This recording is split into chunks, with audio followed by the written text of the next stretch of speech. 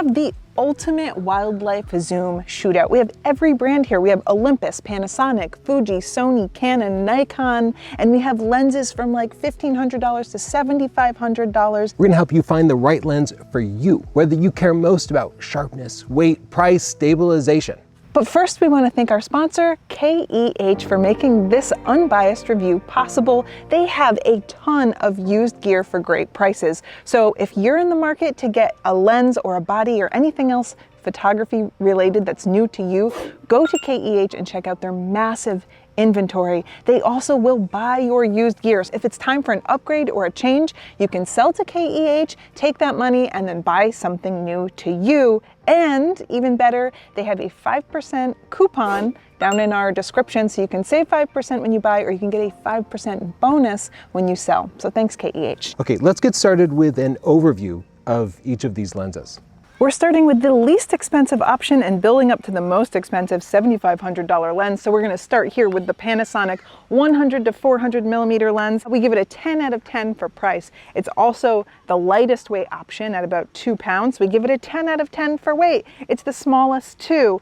For infrastructure score, that's what we're calling it when we consider the whole system available to you, we give it a 2 out of 10. And it's not because it's a bad camera and lens, it's because this camera is the first that Lumix has with phase detect autofocus, which makes focusing better in challenging situations like wildlife. So if you want to upgrade your camera, you don't have another option with phase detect autofocus. Also, if you're looking for another wildlife lens to upgrade to after this one, you're not going to have options. So this is a perfectly capable setup, but if you're looking to start somewhere and then grow, it might not be for you.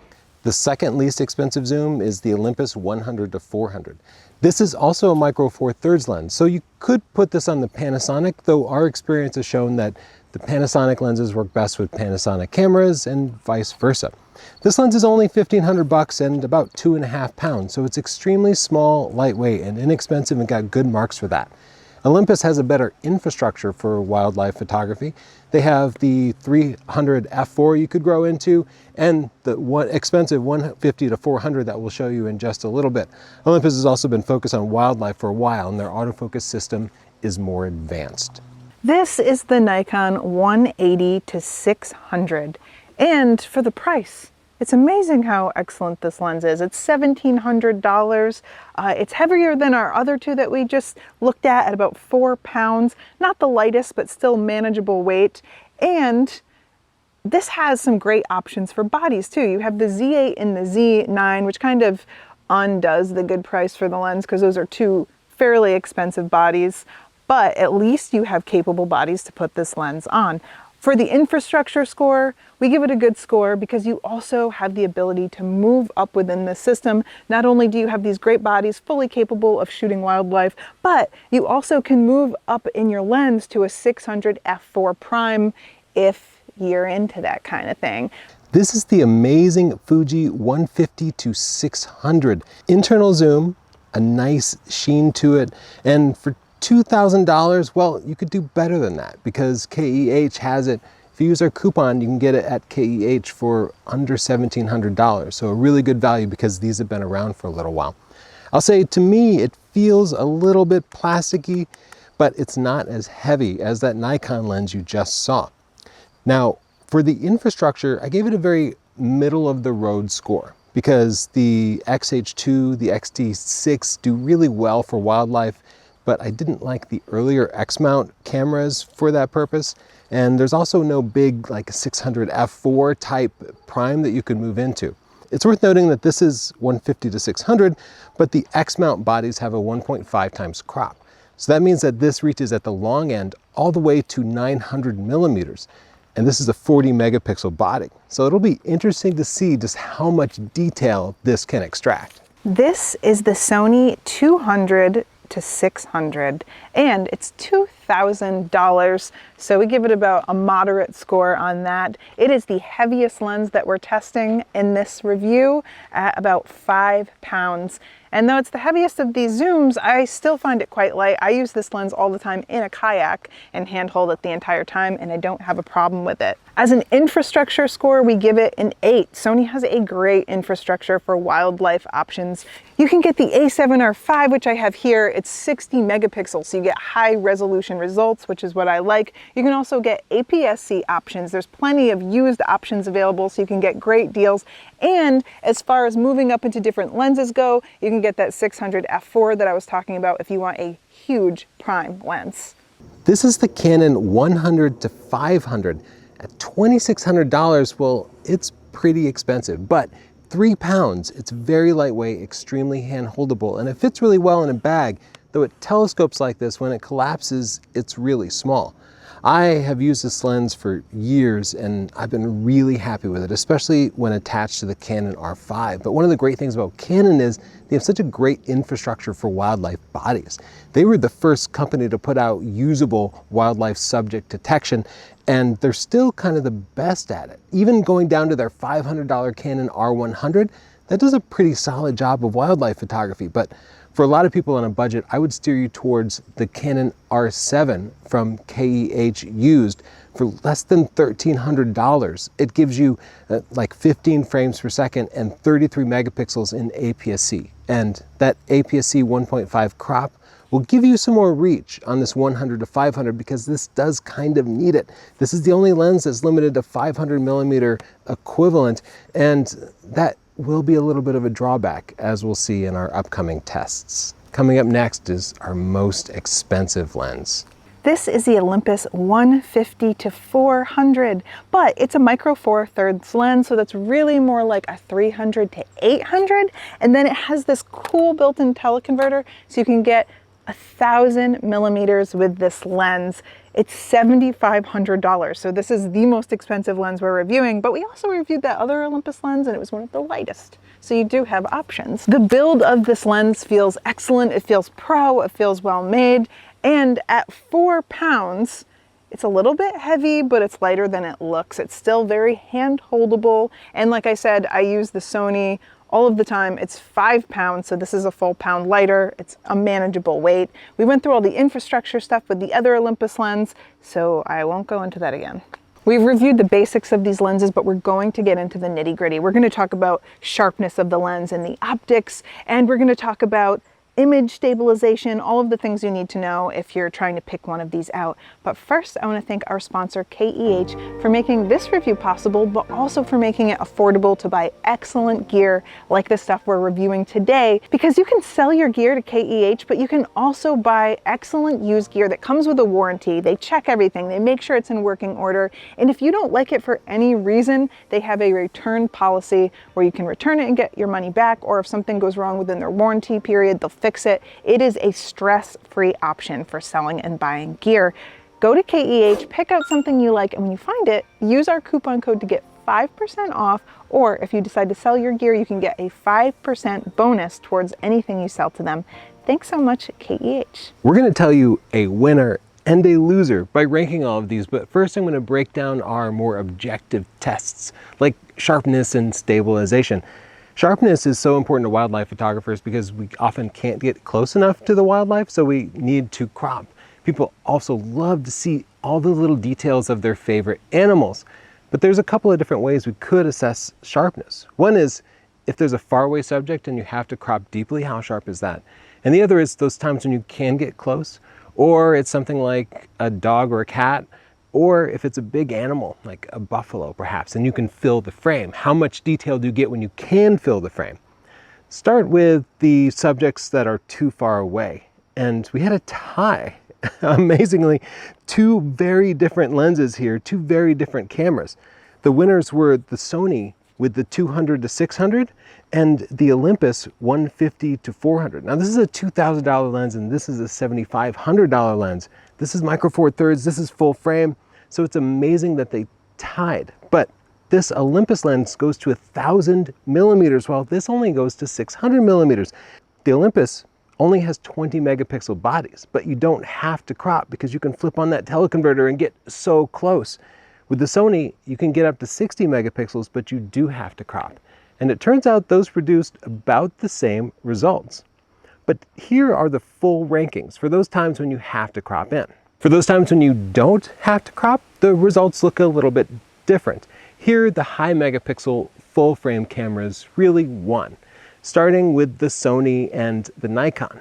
The lower megapixel, 20 megapixel Olympus bodies didn't do as well here. As we zoom in, we can see there just isn't the same amount of detail. So for those of you who might be in a blind, getting really close to animals, you're better off spending your budget on a higher megapixel full frame body with one of the less expensive lenses, at least until Olympus gives us a higher megapixel camera. Up next, let's talk about autofocus. And this is kind of a complex subject because autofocus requires both the camera and the body to work together. And autofocus also includes subject detection, which is entirely dependent on the body. But if you pick the wrong lens, then you can't necessarily get a body with good autofocus subject detection.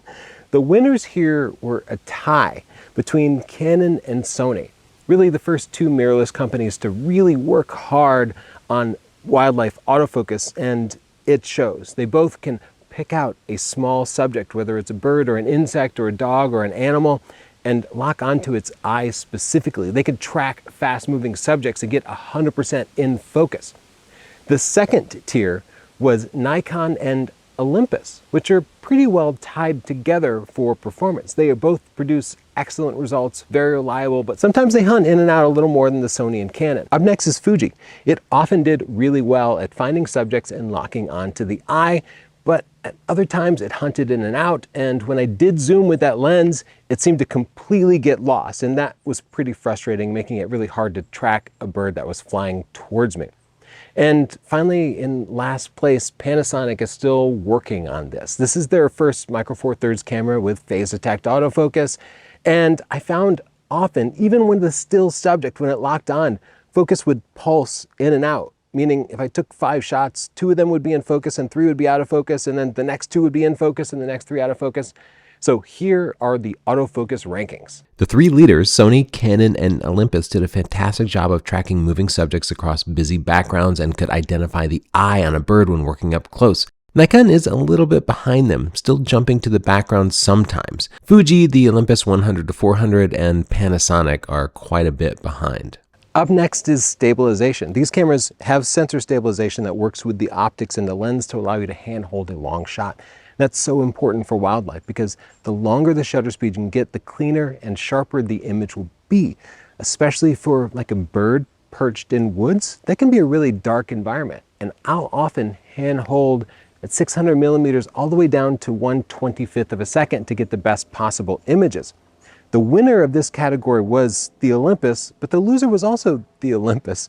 The Olympus 150-400 had stunning stabilization results, going down to 5 stops below the reciprocal rule. That meant I was hand-holding at 1/15 of a second and 500 equivalent millimeters. Here's a chart showing the full rankings and everybody's scores. If you shoot still subjects and you want clean images, get yourself an Olympus 150-400, the Canon 100-500, or the Fuji 150-600. For everybody else, you better bring a tripod.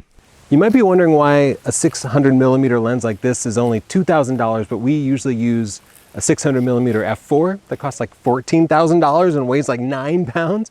There's a reason for it, and it's not the 600 millimeter that's the important part, it's that f-stop. The f-stop is how big this front opening is, how much light it can gather, and that produces clean images even in low light conditions, but it also blurs out the background, giving you stunning subject separation. So when you see a big field of wildlife or sports photographers with those big expensive lenses, well, that's what they're paying for. None of these lenses match those huge primes, but there is big differences between each of these, and they're not that easy to discern because they all have variable apertures, and many of these cameras have different size sensors, which means crop factor applies. But still, lower f-stop numbers are significantly better. So I did the math and figured out all of the equivalent f-stops at an equivalent 600 millimeters.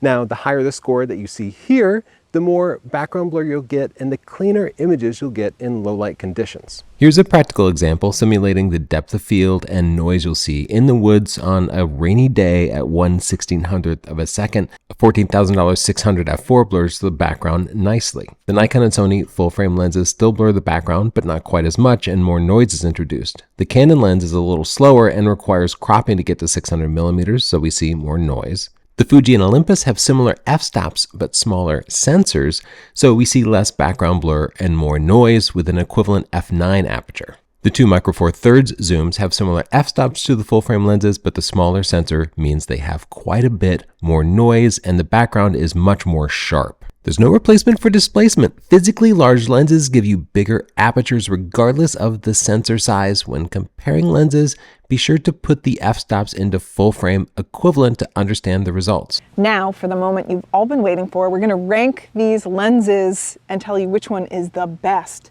But first, I want to thank our sponsor KEH again because they provided us a lot of these lenses, but they also are where we sell all of our used gear. That's right, we really do sell to them. We buy a bunch of stuff from them, and it's because we've been scammed so many times trying to sell our gear to just people directly. KEH is a safe place to sell your gear, get some money, and then buy something new. So if any of these lenses appeal to you, you can get a great price at KEH and then save 5% with our coupon. It's down in the description. Be sure to use it to save that 5%, but to also let them know that we're doing a good job with our reviews. So thank you, KEH, and thanks to all of you for watching. Some people aren't comfortable buying used, but KEH gives you a warranty, so there's absolutely no risk. You can return it in a couple of weeks. They will just take it back if you just don't like it for any reason. Or if something breaks in 180 days, they will fix it for you. Just as safe as buying new.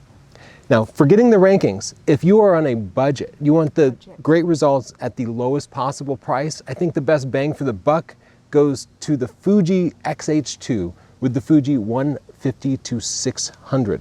With the 5% coupon, you can pick these up at KEH for about $3,400, but because I just said that, it'll probably sell out quickly. So if you find it at KEH, be sure to buy it right away. Okay, how about the most lightweight lens? Which one would you recommend? Clearly the two 100-400 Micro Four Thirds lenses are the lightest, but I was not happy with the performance of either one. So for people looking for lightweight stuff, I would push you to the Canon here, the 100-500. Still pretty lightweight, but you get great autofocus performance and great quality. You could pair that with a Canon R7 or really any of the modern Canon lenses. If this were just a lens test and we didn't factor in things like the autofocus performance or the megapixels, the winner would definitely be this $7,500 Olympus 150-400. That is an amazing lens, and I really hope that Olympus gives us like a 40-50 megapixel body to put on it soon, because that would be amazing. I shouldn't say Olympus, I should be saying OM System, because Olympus left us. Yeah. Now let's rank these lenses from worst to best. So starting in 7th place, we have the still very good Panasonic 100-400. This is the Mark II, the new version of this lens.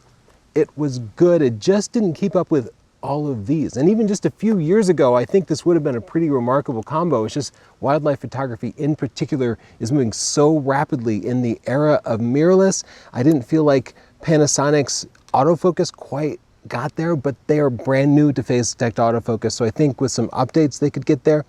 But even still, they need to introduce a higher quality lens. Like, this is the smallest and least expensive lens, and sometimes you get what you pay for. And for me, it's not quite good enough. Yeah, it's still very good. I think people would be happy with any of these, but we are being tough today. All right, what's the next one? In 6th place, we have the Olympus 100-400, another Micro Four Thirds contender. Now, both these companies optimize these for size and low cost, and that's something a lot of people appreciate. But as a result, we just didn't get the results we were hoping for. I think that's also one of the benefits of buying used, is that you can get a higher quality lens and save money. So you don't have to go shopping for the least expensive option. You can get something a little bit older and get higher quality glass. In 5th place is the Fuji 150-600. This produced really great results. And in fact, the lens, it feels a little more plasticky than some of the other options, but the results were actually great. The biggest challenge this combination suffered from was the Fuji's unreliable autofocus. And that, I think, Fuji might be able to rectify with some firmware updates, because they've been improving rapidly. So if they do, we will be sure to update this review, so subscribe to see any future updates. Now, in fourth place, I'm pretty shocked by this, especially because it beat that Fuji. It's the Olympus OM1 with its 150 to 400. Now, maybe you shouldn't be shocked because that lens there is $7,500. It's like 3 times more expensive than the most expensive lens here, but it feels great and the optical performance of it was pretty incredible. To have a full 1,000 millimeters of reach, we found so amazing. It was only really held back by the low megapixels of the body. So if Olympus updates the body, we could see that change pretty drastically. In third place is the Canon 100 to 500, and it's a little bit shorter than the other lenses as far as focal length goes, but it is sharp. The autofocus works really well. It's a great lens. And in second place, an incredible comeback for a company that was really struggling with wildlife a couple of years ago, it's Nikon. The new Nikon 180 to 600 is a fantastic lens. I mean, it's a big boy, but it is priced right, it doesn't telescope, and as long as you've got the budget for a Z8 or Z9, it's a really powerful and portable wildlife combo. Which brings us to number 1, the winner. The Sony 200 to 600. I use this lens all of the time. It's one of my favorites. It's lightweight. It's pretty heavy compared to some of these, but yeah, it's lighter than the big 600 f4 primes we use. I'm used to using the 600 f4. It's sharp. The autofocus works really well. It's just an all-around great lens. This is definitely my favorite of the bunch. That's it. We know that we threw a ton of information at you, so there's a link down below to a spreadsheet of all of the information so you can review it more closely. If you have anything else that you would like us to review, let us know in the comments down below, and happy shooting. I hope whatever you choose, you get wonderful pictures of wildlife. Don't forget to subscribe. Bye.